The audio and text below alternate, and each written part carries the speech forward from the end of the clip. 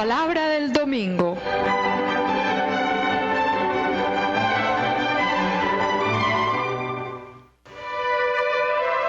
A cargo de David Kapkin, servidor del Evangelio.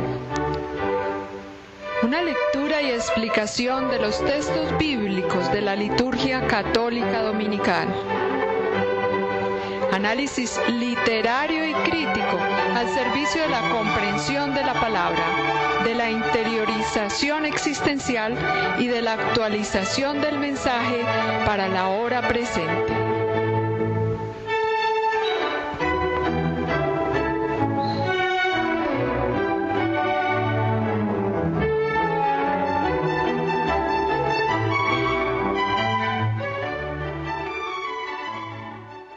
Tengan ustedes, amables oyentes, muy buenos días. Un saludo pues especial para los que escuchan la emisora acá en la ciudad de Medellín y para todos los que fuera de la ciudad hasta en el extranjero siguen nuestra programación mediante la red, la internet, como se dice. Ya hemos adelantado pues bastante en el año litúrgico. Todo año litúrgico comienza con el Adviento. Ya recorrimos el Adviento y la Navidad hasta la Epifanía. El tiempo de Cuaresma es la introducción, o mejor dicho, la preparación para la Pascua. Son 5 semanas, de las cuales ya hemos celebrado una. El domingo pasado fue la primera semana, pues el primer domingo de Cuaresma. Este domingo es el segundo domingo de Cuaresma. 5 serán los domingos de Cuaresma. Luego vendrá el domingo de Pasión, llamado también de Ramos.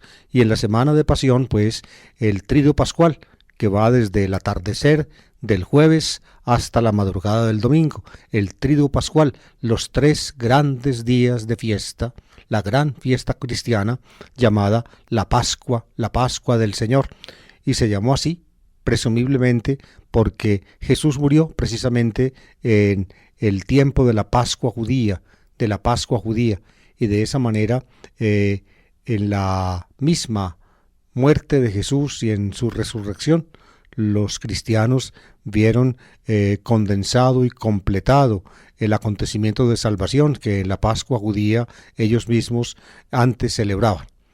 Pues bien, como todos los domingos, este también tiene 3 lecturas asignadas. La primera es del Antiguo Testamento, la segunda de una carta apostólica y la tercera del Evangelio. Estamos en el ciclo A de los evangelios, por eso fíjense, el texto evangélico asignado para este domingo es del Evangelio de San Mateo. En el ciclo A se prefiere el Evangelio de San Mateo, en el B el de Marcos y en el C el de Lucas. Son 3 ciclos que equivalen a 3 años sucesivos. Este año pues estamos en el ciclo A y los 2 próximos años estaremos sucesivamente en el B y en el C.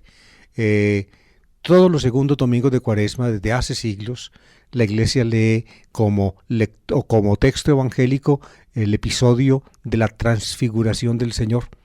En el ciclo A se lee Mateo, en el ciclo B se lee Marcos y en el ciclo C se lee Lucas. Por eso vamos a escuchar y a comentar en este día el texto de la transfiguración de Jesús según el Evangelio de San Mateo.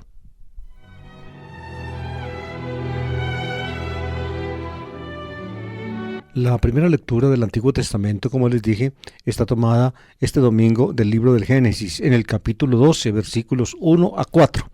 Es un texto, muy importante en la configuración redaccional de la Biblia entera. Ha habido, pues, diferentes maneras de asignarle, un sitio a este texto en la historia del desarrollo de la Biblia.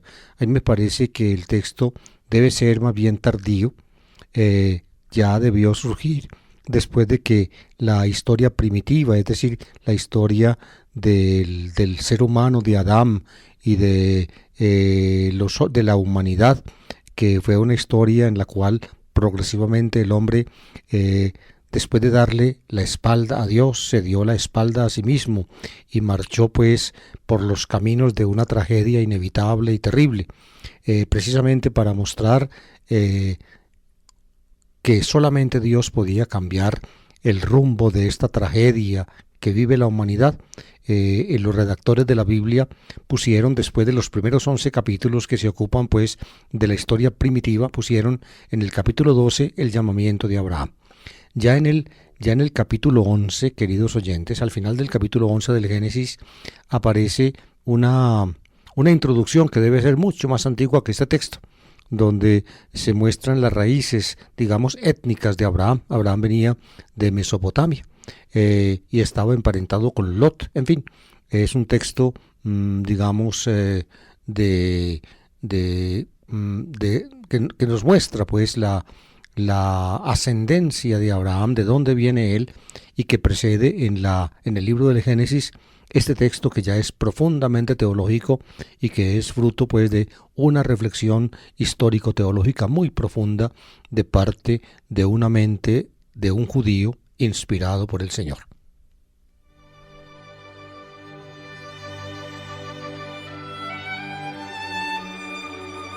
Dice así el texto, Génesis 12, versículo 1 a 4. En aquellos días el Señor dijo a Abraham: Sal de tu tierra y de la casa de tu padre hacia la tierra que te mostraré. Haré de ti un gran pueblo, te bendeciré, haré famoso tu nombre y será una bendición.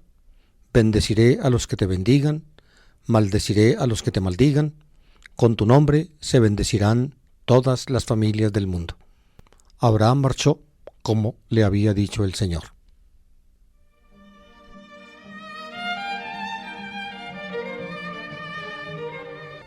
El primer domingo de Cuaresma, queridos oyentes, recuerdan ustedes, leímos también del libro del Génesis la historia, entre comillas, del gran pecado de la humanidad, de Adán, como se llama o como se concentra en un solo individuo la humanidad entera, según la Biblia. Adán, el ser humano, formado por Dios con mucho amor, rodeado de toda clase de bienes, tuvo la idea, instigado por la serpiente que tentó a su mujer, la idea de que Dios era un egoísta que finalmente quería reservarse para sí la divinidad y de esa manera impedirle al ser humano alcanzarla. Ese fue el gran pecado de la humanidad. Y de este pecado entonces, desde este pecado se precipita la humanidad, en un abismo de degradación y de miseria. Degradación y miseria es el camino del hombre, una tragedia sobre el mundo. La Biblia presenta la parte, antigua de los capítulos 1 a 11 o 2 a 11 del Génesis, presenta ese camino trágico del ser humano. El último episodio de ese camino trágico es la formación de los diferentes pueblos a partir de Adán. Se forman pueblos, es decir, seres humanos divididos, que no se entienden, que se hacen la guerra. En el momento en que aparece en la Biblia ese episodio en Génesis 11, la Torre de Babel, se reitera de alguna manera el gran pecado de Adán. Adán no tuvo ojos para ver a Dios, quiso llegar a ser como Dios, según le había dicho la serpiente a su mujer. Ahora los seres humanos salidos de Adán quieren construir una torre que llegue hasta el cielo. Por tanto, quiere el ser humano invadir la dimensión de la divinidad. Y entonces el ser humano se divide. Ese es el origen de los pueblos según la Biblia. ¿Quiénes son, pues, los pueblos? Los pueblos son los seres humanos que ya no se entienden a sí mismos, que miran, a los demás siempre como adversarios. Yo diría, hablando el lenguaje de la biología y la investigación de la conducta, tal como ha sido desarrollada en la época moderna, yo diría que los seres humanos se comportan entonces como lo que biológicamente son. Son manadas de animales que tratan de proteger sus derechos a una habitación, es decir, o mejor dicho, a un territorio propio y a la procreación.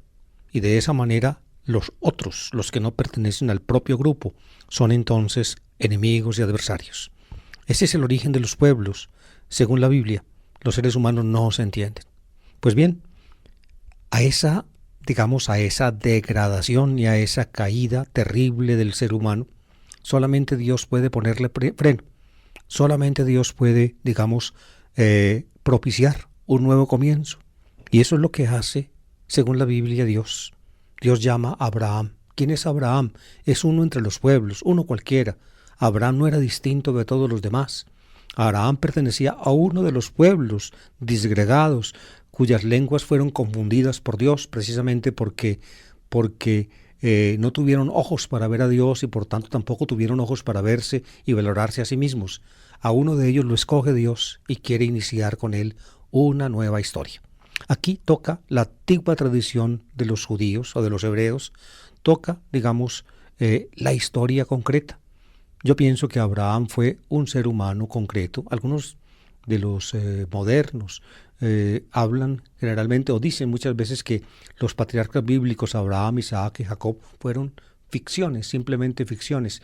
Yo pienso que evidentemente en la presentación bíblica tienen lo que se cuenta, lo que se describe de los patriarcas, tiene mucho de ficcional y teológico, pero básicamente hay una referencia a la historia humana y a la historia de Israel en sus orígenes.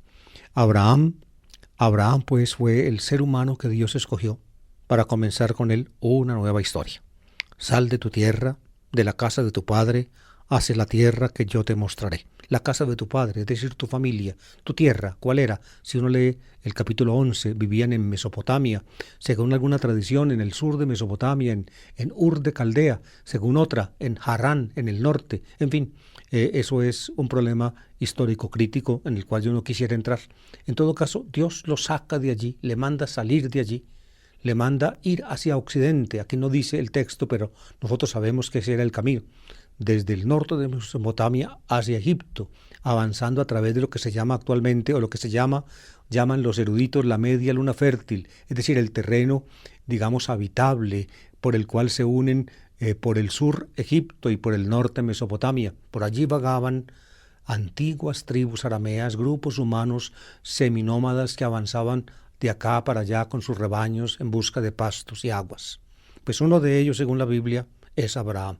Y Abraham emprende el camino desde el norte hacia el sur por mandato de Dios.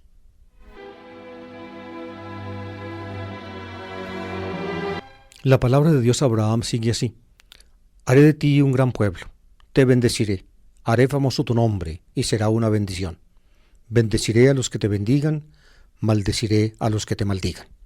Haré de ti un gran pueblo, esa es la palabra. Le promete pues Dios a Abraham descendencia, un gran pueblo. Un pueblo distinto a aquellos pueblos que surgieron después de la confusión de las lenguas en Babel. Es decir, un gran pueblo entre los pueblos de la tierra. Un gran pueblo al cual Dios le garantiza bendición, aún más un gran pueblo que será bendición en Abraham. En bendición, berajá se dice en hebreo, en griego eflogía, con esta palabra eflogía, que aparece en este texto de la Biblia, en la Biblia griega que leyó Pablo. Pablo, digamos, hace una reflexión muy profunda de lo que es Jesucristo. Precisamente la bendición prometida a Dios, por Dios a Abraham, se hace real en Jesucristo, que es aquel en el cual, pues, la humanidad entera se une. Aquí el propósito de Dios es fundar o dar comienzo a una nueva humanidad, hacer, digamos, de alguien, Abraham, un gran pueblo que será bendición. Todos los de ese pueblo participan de la bendición de Abraham, pero ahí no termina la cosa. Lo que sigue es todavía más promisorio. Con tu nombre se bendecirán todas las familias del mundo. Es decir, todos los pueblos de la tierra podrán participar en la bendición que entraña a Abraham y que entraña el pueblo que saldrá de Abraham. Es por tanto una bendición universal. Abraham, pues, es señalado por Dios como el inicio de una nueva humanidad. Fíjense, con esta idea teológica tan profunda lidió el judaísmo. Por eso les decía yo que al comienzo, cuando les di una idea de la formación de estos textos, este texto no debe ser, digámoslo así, no debe pertenecer a los primeros estratos de la Torá, sino que debe ser colocado ya después de que la reflexión teológica le ayudó a Israel a captar, digamos, con la luz de Dios esta profunda convicción. Israel existe como bendición para todos los pueblos. El padre de Israel es Abraham. La función de Israel, la tarea de Israel es comunicar o hacer participar a los demás de la bendición que él entraña. Que Israel se haya concebido así, evidentemente es un logro teológico incontestable. Precisamente porque Israel lo logró, pudo también el cristianismo ver en Jesucristo, digamos, la realización de esa bendición universal que Dios prometió a Abraham.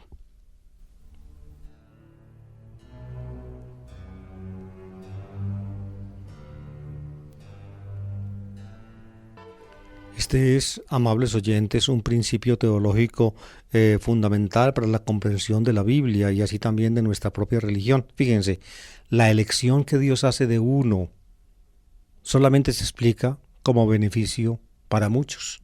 Cuando elige a Abraham, en Abraham elige al pueblo que sale de él, y Abraham y el pueblo que sale de él son bendición para que esa bendición sea participada a los demás pueblos que se bendecirán con su nombre.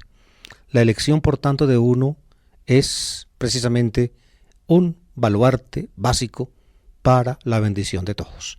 Ese es el caso. Por tanto, el que es bendecido por Dios no puede por sí mismo cantar gloria y pensar que esa bendición es solamente para él. Debe saberse siempre como un vaso o un instrumento por el cual Dios comunica su bendición a todos. La bendición de uno es para servicio y para bien de todos.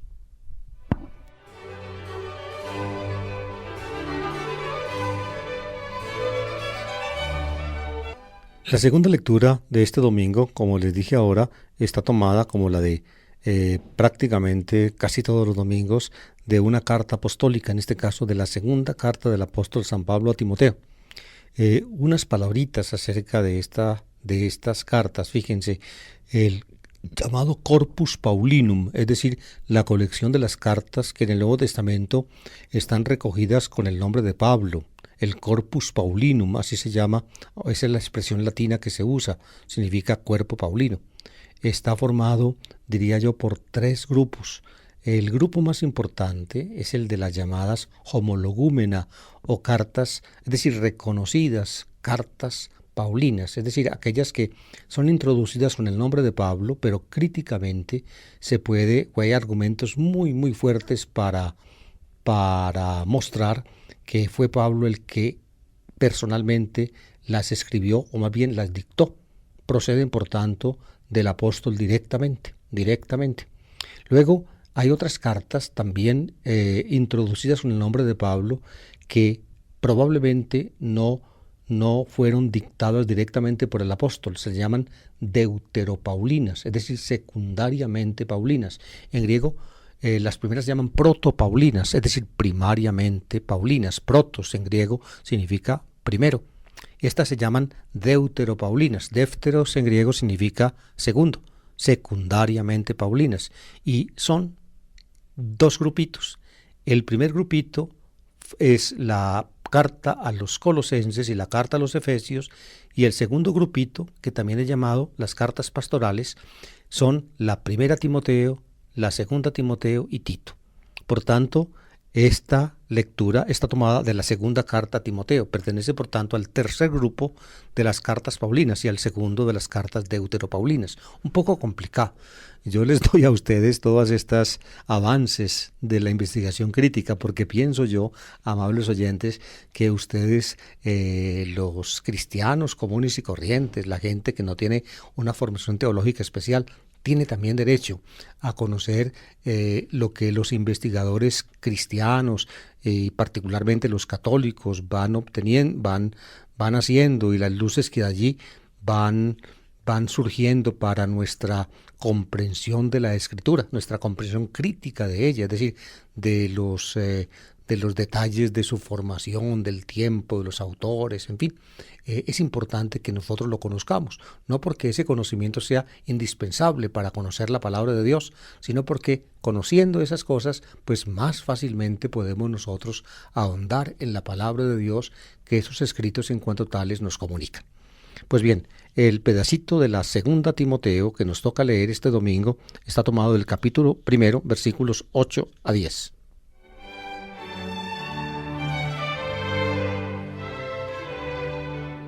¿Quién era Timoteo, amables oyentes? Timoteo es una palabra griega, está formada de dos raíces griegas. Timán en griego significa honrar y teos significa Dios. Timoteo es, por tanto, el que honra a Dios o el que es honrado por Dios.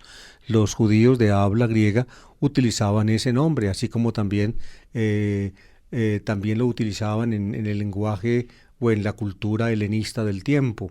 Fíjense, los americanos, en Estados Unidos y también en Inglaterra, la tradición cristiana también es profunda. Y por eso utilizan a veces nombres bíblicos. Nosotros, entre nosotros, en nuestra cultura, digamos, española, el nombre Timoteo es muy poco usado, pero en Estados Unidos mucho más. A los Timoteos les dicen Tim. Es como a los Tomás les dicen Tom. ¿Ven? Tomás, Tom, Timoteo, Tim. Se usa mucho. Es como también a los Robertos les dicen Bill y así. Ellos utilizan mucho diminutivos para los nombres. Por tanto, todos los Tim que ustedes vean en Estados Unidos o en Inglaterra, pues son Timoteos, aunque les parezca extraño. Timoteos. ¿Quién era este Timoteo? ¿Quién era este Tim de la Biblia? Les voy a decir. Era un cristiano de origen judío, de madre judía, pero de padre no judío, que vivía en Listra, en el Asia Menor, por allá en Licaonia, si mal, sí, era la región, se llamaba así. Pablo pasó por allí desde su primer viaje junto con Bernabé y luego volvió por allí. En fin, a Timoteo lo ganó San Pablo para el Evangelio y el hombre empezó pues a acompañar a Pablo después de eso durante largo tiempo. Por ejemplo, cuando Pablo va por primera vez a Grecia, Timoteo junto con un tal Silvano están con él. Pablo lo quiere mucho, habla bien de él, lo encarga de diferentes cosas. Por eso, fíjense, esta carta, este escrito deuteropaulino aparece dirigido pues a este Timoteo, un cristiano de origen judío de Listra en Licaonia.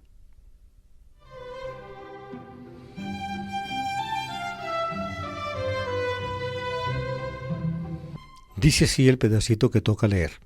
Querido hermano, toma parte en los duros trabajos del Evangelio, según las fuerzas que Dios te dé. Él nos salvó y nos llamó a una vida santa, no por nuestros méritos, sino porque antes de la creación, desde tiempo inmemorial, Dios dispuso darnos su gracia por medio de Jesucristo. Y ahora esa gracia se ha manifestado por medio del Evangelio. Al aparecer nuestro Salvador Jesucristo, que destruyó la muerte y sacó a la luz la vida inmortal.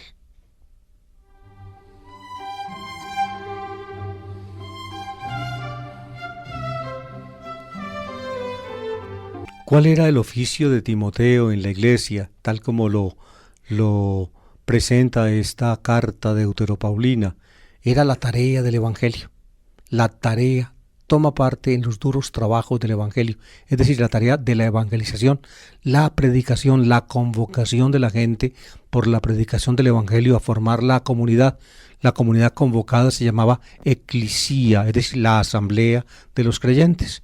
Esa era la función del evangelizador, predicar el Evangelio, y con el Evangelio predicado se convocaba a la gente, y la gente convocada pues naturalmente se reunía y formaba la iglesia. ¿Y qué es lo que anuncia el Evangelio? Aquí lo dice el autor. Nos llamó a una vida santa no por nuestros méritos, sino porque antes de la creación, desde tiempo inmemorial, Dios dispuso darnos su gracia. Dios dispuso darnos su gracia. ¿En qué consiste la gracia? En cambiarnos la vida.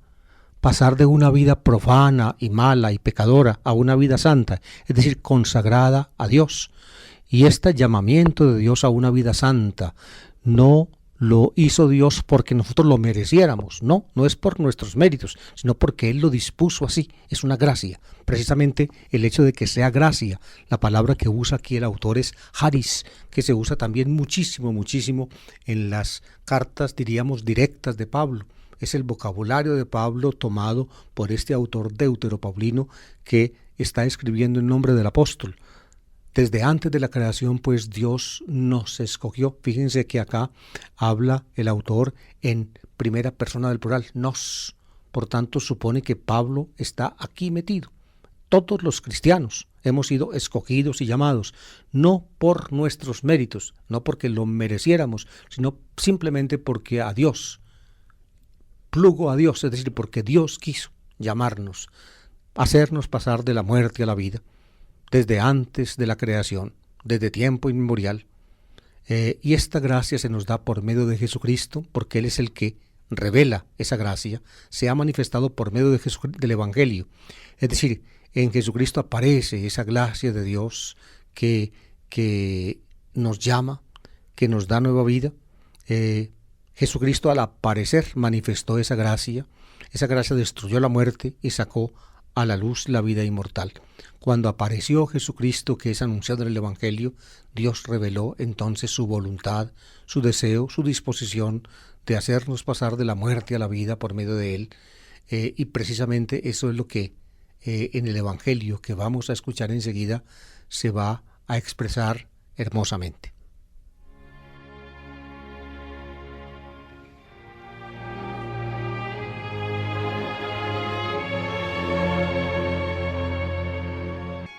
Ya está pues avanzando la Cuaresma, amables oyentes. Hemos oído de nuevo el llamamiento a la conversión. Se nos recuerda que como cristianos hemos recibido una vida nueva y que tenemos que acreditarla en nuestra existencia concreta. Por tanto, se nos insiste en la conversión, en dejar todo aquello que finalmente no se compagina con nuestra vida cristiana y adherirnos a aquello que sí se compagina, a mantenernos pues en estado permanente de conversión. Ese estado permanente de conversión implica para nosotros, claro está, implica para nosotros una ascesis, es decir, un esfuerzo muy grande, muy grande por seguir los pasos del Señor, por adaptarnos a Él, por ir erradicando de nuestra existencia todo aquello que no se compagina con el Señor. Por eso, fíjense, en el segundo domingo de Cuaresma, todos los años, se nos presenta el texto de la transfiguración del Señor. La intención, pienso yo, es esta, para que en medio del arduo camino del seguimiento de Jesús, donde nos toca, digámoslo así, acometer el sacrificio junto con Él, nosotros tengamos presente la meta de nuestro camino. La meta es la gloria de Dios. Jesús, pues, es como el prototipo de cualquier cristiano. En su camino hacia la muerte y hacia la cruz, cuya meta es la gloria y la resurrección, Jesús en su camino y en su meta nos muestra o nos da a nosotros el valor para no desanimarnos, para seguir adelante, para luchar con todas nuestras fuerzas por hacerle justicia en nosotros a la gracia de Dios.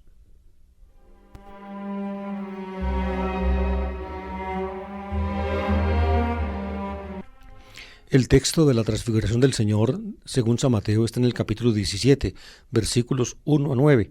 Mateo, como se puede saber, pues a partir del estudio crítico de Mateo, Mateo lo toma de Marcos. En Marcos está en el capítulo 9. Mateo va siguiendo casi puntualmente el ordenamiento de Marcos, y en el mismo punto del ordenamiento donde Marcos pone la transfiguración de Jesús, también la pone Mateo, y de alguna manera también Lucas, en los tres evangelios. Marcos, pues, como evangelio básico, luego Mateo y Lucas como deudores de Marcos. El episodio de la transfiguración está en el mismo, aproximadamente en el mismo punto del camino de Jesús. Y está, pienso yo, como un preludio, y les dije yo ahora, como un preludio de la gloria de la resurrección. Es lo que se muestra a los ojos atónitos de los discípulos en la cima del monte. Se les muestra que el Jesús que ahora ellos acompañan y que terminará su vida trágicamente en una cruz despreciado, es el Hijo de Dios glorioso. Es como si las luces de la Pascua, la gloria de Dios en la resurrección, se anticipara y envolviera a Jesús y se lo dejara ver a los discípulos en la cima del monte. Ese es el sentido del texto, al menos desde la más antigua tradición parece ser, al menos como la trae Marcos. Sobre el origen mismo del episodio hay discusiones, no quise entrar en este en este contexto de la palabra del domingo, pero cuando expliqué junto con Oscar el Evangelio de Marcos hace tiempo en la emisora Minuto de Dios, me referí ampliamente a eso, y los que quieran conocer un poco mejor ese problema, pues tienen mi comentario del Evangelio de Marcos, que ya está publicado hace tiempo, y también del Evangelio de Mateo, que ya también fue publicado, y próximamente también el Evangelio de Lucas, o mejor dicho, ya también está publicado en el tomito de palabra 4, así se llama. En la entrega mía del Evangelio de Lucas también está publicado el texto de la transfiguración. En todo caso, el que toca leer ahora es el Mateo, y dice así: En aquel tiempo, Jesús tomó consigo a Pedro, a Santiago y a su hermano Juan, y se los llevó aparte a una montaña alta. Se transfiguró delante de ellos, y su rostro resplandecía como el sol, y sus vestidos se volvieron blancos como la luz, y se les aparecieron Moisés y Elías conversando con él. Pedro entonces tomó la palabra y dijo a Jesús: Señor, qué hermoso es estar aquí. Si quieres, haré 3 chozas, una para ti, otra para Moisés y otra para Elías. Todavía estaba hablando, cuando una nube luminosa los cubrió con su sombra, y una voz desde la nube decía: Este es mi Hijo el amado, mi predilecto, escuchadle. Al oírlo, los discípulos cayeron de bruces, llenos de espanto. Jesús se acercó y tocándolos les dijo: Levantaos, no temáis. Al alzar los ojos no vieron a nadie más que a Jesús solo.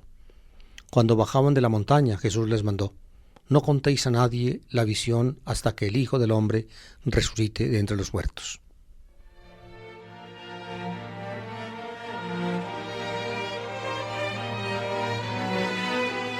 Testigos de este episodio, según Mateo, así como también según Marcos y Lucas, serán 3 discípulos, los 3, diría yo, escogidos, el trío que forman Pedro, es decir, Cefás, Simón el pescador de Galilea, a quien Jesús puso ese nombre, Cefás, es decir, Pedro, la roca, la piedra, luego Santiago y Juan, los hijos de Zebedeo. Estos son los 3. También en los catálogos evangélicos, en la lista de los 12 que aparecen en los evangelios y en Hechos de los Apóstoles, estos 3 están de primeros. Solamente por allí en una lista se mete de segundo, después de Simón Pedro, a su hermano Andrés. Pero en realidad Andrés no tiene un puesto tan importante en la constitución de la primera iglesia como lo tienen estos 3. Simón Pedro, Santiago y Juan, hijos de Zebedeo. Ellos van a ser pues en la cima del monte alto, testigos de algo maravilloso. A un monte alto, dice el texto. Yo pienso que el hecho de que el monte sea alto, queridos oyentes, y de que sea en un monte donde esta visión maravillosa se realiza, no es casual. ¿Por qué? Porque es que humanamente, desde la capacidad, digamos, que tiene el hombre con su fantasía de urdir cosas hermosas y significativas, el monte es el punto de la tierra, escúchenme bien, donde la tierra se empina para llegar al cielo y donde el cielo se agacha para tocar la tierra. La cima del monte, pues, presenta el punto donde confluyen tierra y cielo. Por eso es en el monte donde va a suceder esta realidad. Se empina la tierra, se agacha el cielo, y ocurren en el monte maravillas de Dios que tocan a los hombres.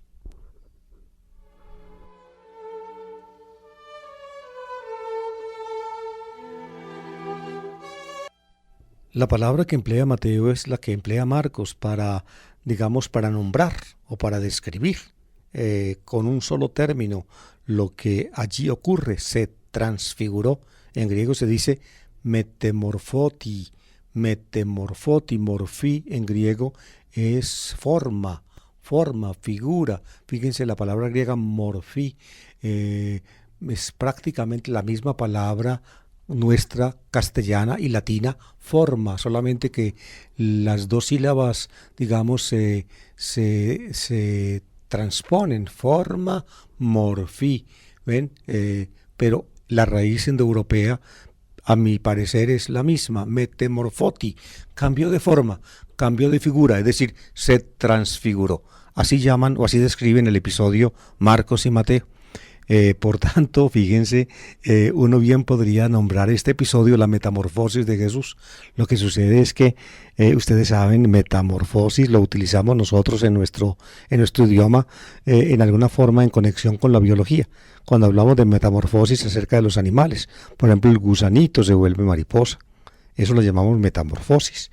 Y quizá por eso, fíjense, la palabra metamorfosis, que es la que se emplea en griego, pues no se usa para la transfiguración de Jesús, más bien se dice transfiguración, es decir, cambio de figura.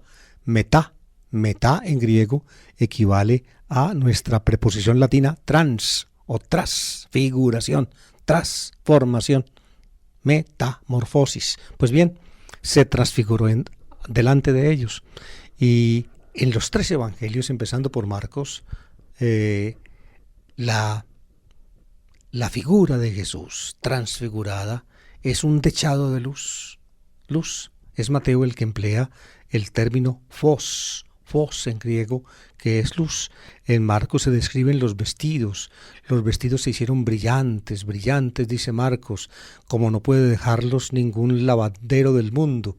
Los que lavaban la ropa la teñían, en fin, teñían, por ejemplo, la lana con tinturas de colores o blanca, en fin, esos eran los bataneros, lo que usaban pues tinturas para teñir la ropa. Ningún batanero del mundo, dice Marcos, podría dejar tan blancos los vestidos como Jesús en ese momento los tenía. Digamos, los vestidos eran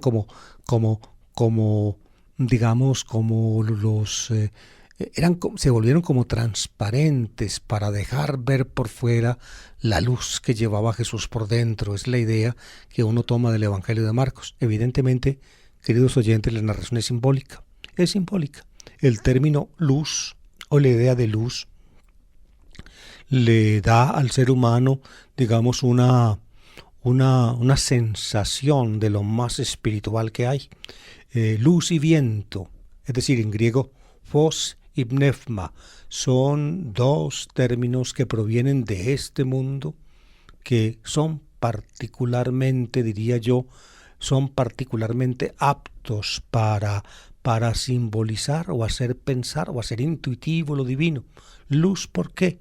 Porque, diría yo, hablando el lenguaje de la física actual, la luz es tan material como el resto de la materia.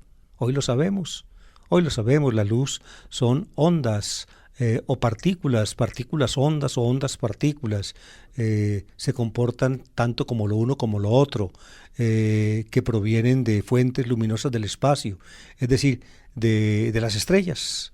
La luz que ustedes reciben todos los días o que pueden recibir ahora si salen al patio de la casa, proviene del sol, son los fotones, ondas, partículas del sol. Pero por más que uno intente coger un rayo de luz, no lo puede coger. Pero es tan real como una piedra, O si no, sométanse ustedes al sol sin un antisolar, y si ustedes tienen una piel un poquitico blanca, van a ver los estragos que hace ese rayito de sol que no se coge sobre la piel de uno. Lo quema. Aún le puede producir cáncer, melanoma de piel, en fin, tantas cosas.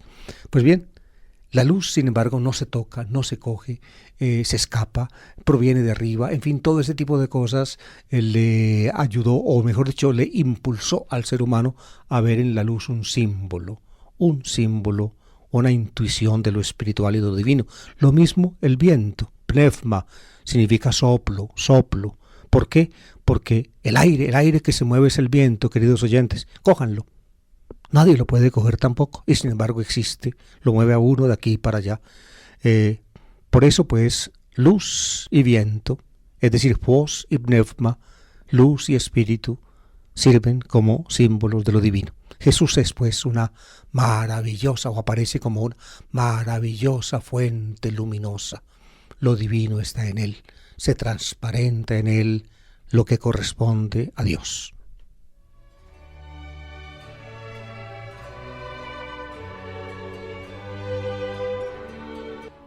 Mientras que en Marcos, queridos oyentes, aparecen, o los discípulos en la cima del monte ven a Elías con Moisés conversando con Jesús. Oigan, Marcos es Elías con Moisés.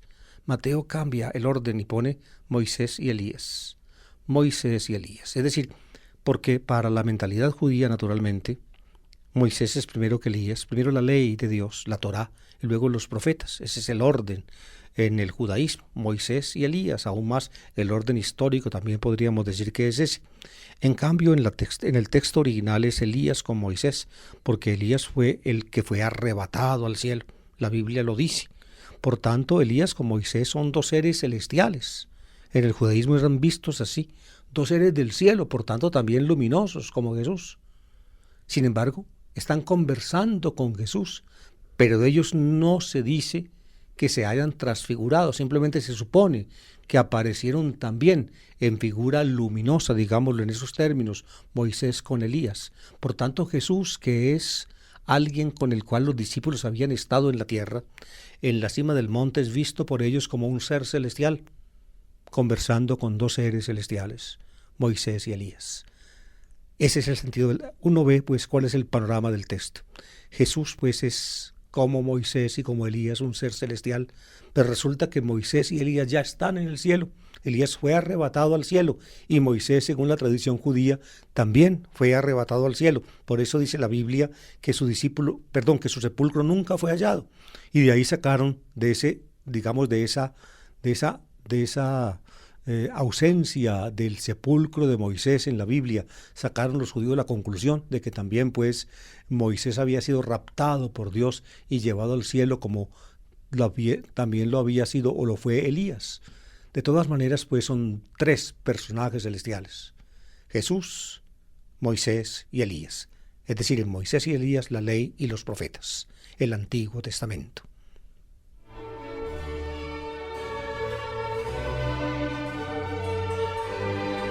El cielo ha tocado a la tierra, el cielo y la tierra están juntos. ¡Qué maravilla estar aquí! Eso se le escapa de inmediato a Pedro, que es el que habla. Los otros dos, Santiago y Juan, están allí, pero el que habla es Simón Pedro.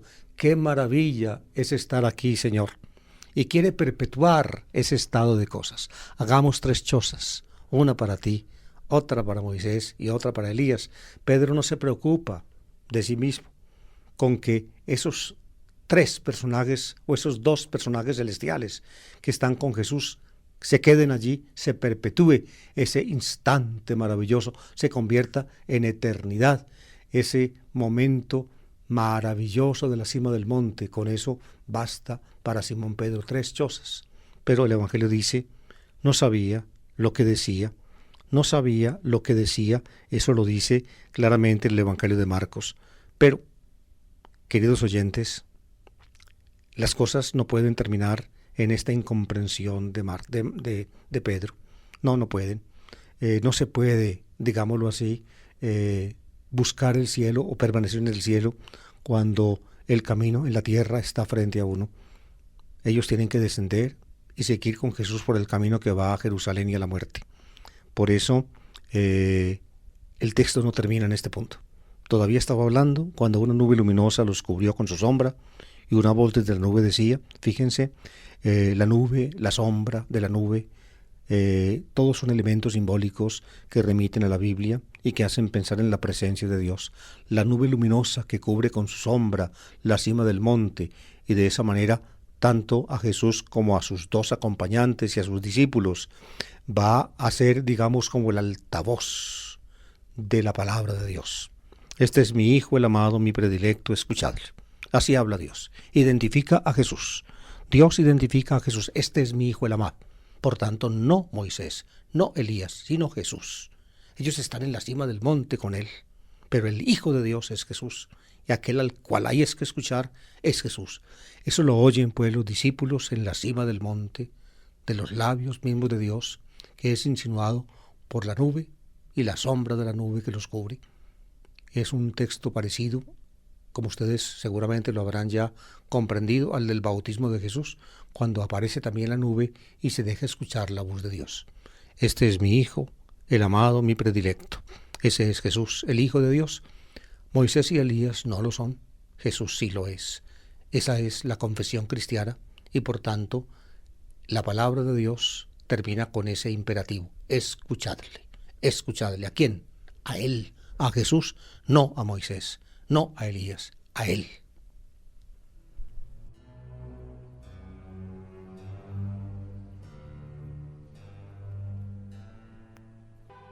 Mateo añade aquí, queridos oyentes, un rasgo que no está en Marcos, eso de, puedes decir, la presentación del episodio como una teofanía o como una cristofanía, una aparición de Cristo, que finalmente llena de temor a los que participan en ella. Es un rasgo propio del lenguaje apocalíptico del judaísmo. Cuando una aparición divina ocurre, la reacción del ser humano ante la aparición es el temor. Aparición, epifanía se dice en griego.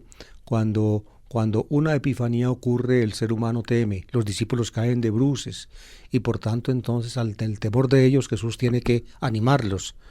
No temáis, levantaos, no temáis, cayeron de bruces, entonces levantaos. Estaban llenos de temor, por tanto no temáis. Eso aparece muchas veces en la Biblia en textos parecidos a este. Y emprenden entonces la bajada del monte. Bajan del monte otra vez a la tierra. Dejan la cima del monte donde el cielo y la tierra se tocaron en un instante. Tienen que volver al plano de la tierra, a este camino, digamos, duro, difícil, que los conducirá a ellos detrás de Jesús hasta Jerusalén, hasta la muerte y hasta la cruz.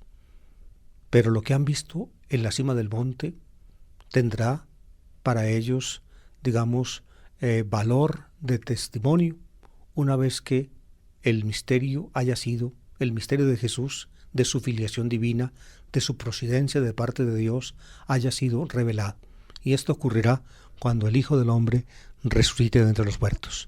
Antes de eso, ellos no podrán hablar, ellos no deberán hablar, ellos deberán guardar silencio.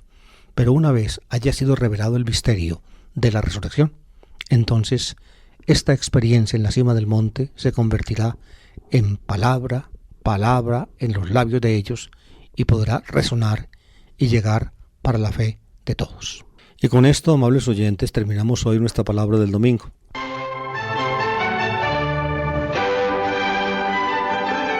La palabra del domingo.